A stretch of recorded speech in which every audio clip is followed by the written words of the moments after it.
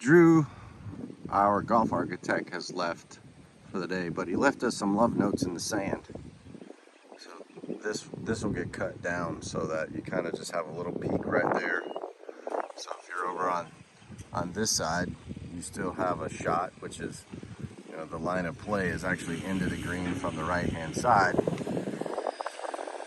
you're right here, it's a little bit tougher, and if you're over here, you have a little bit easier shot, but the sand will be pitched up, kind of rolled up like that, and then the grass face will come down a little bit. It'd be really beautiful off the tee.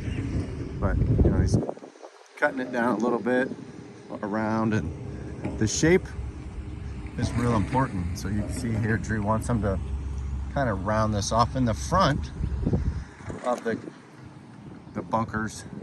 We're gonna have kind of straight lines because the fairway cut will come right to the edge, and then so if you're heading this way, the ball won't stop in a little piece of rough, and then you got 1 foot in and 1 foot out.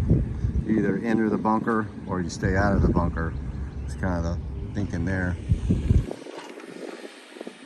And then on this side, that red line up on top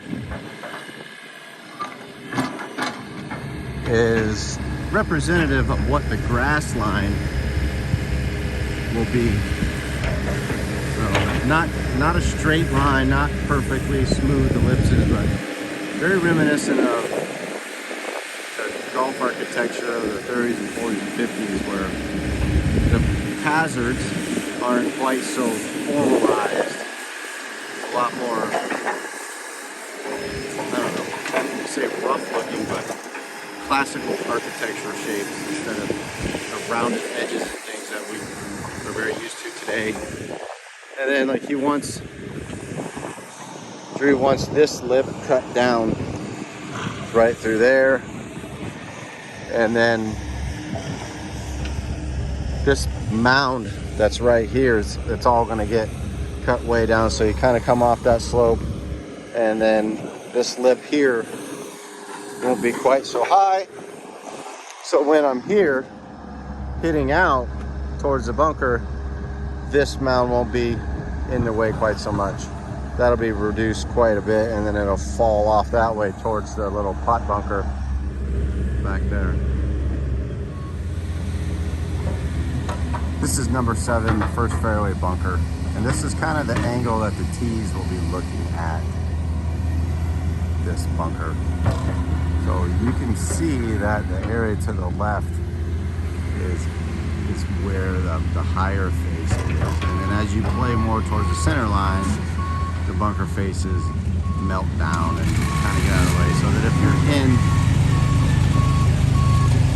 in the trap and you're looking to play down the hole, you have a little bit of a lift to get out of, but down the center line it's not excessively penal. All right, you get over here, it's a little bit harder, but if you just roll in off of a pretty good tee shot, you're not going to have a giant wall to get over. And then you can see that's all the dirt that Drew had them take out just on this one bunker. So when they get done with this one, they'll move on down to the fairway bunker closer to the green.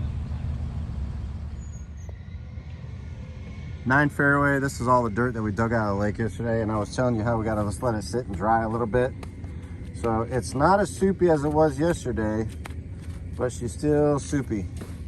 Like, so this stuff up in here is starting to dry, but you know, down in there, that stuff is still very wet. So it's just got to sit here, and we got to let it bake and let gravity do its thing and just drain this sucker down, and then they'll get in here and start shaping it, pushing it, pulling it, and doing their thing.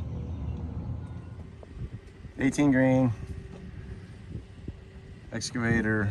We got to start taking out some of these ficus hedges as they all go, and then I need to cut down this corner back over here to natural grade because the well driller is coming on Monday to start drilling the new backup water supply well on the back 9. So over in that building set over there, I keep going the wrong way with my zoom, and that building set over there was the old well.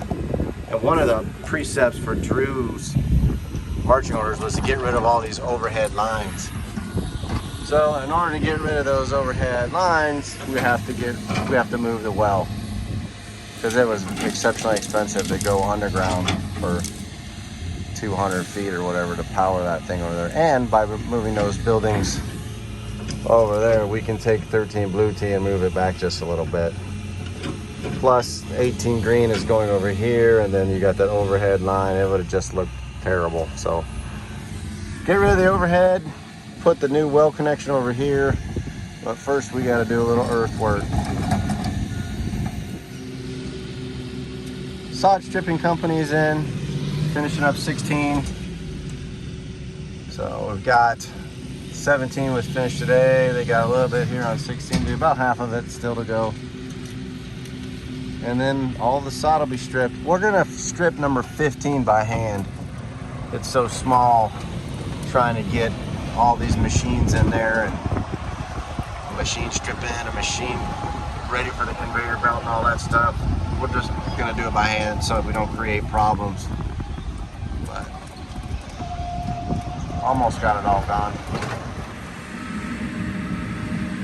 Jody's over there working on 3 Green. Had to haul in a bunch of dirt for the green surrounds, kind of give it some more support. And you can kind of notice all the blue out here.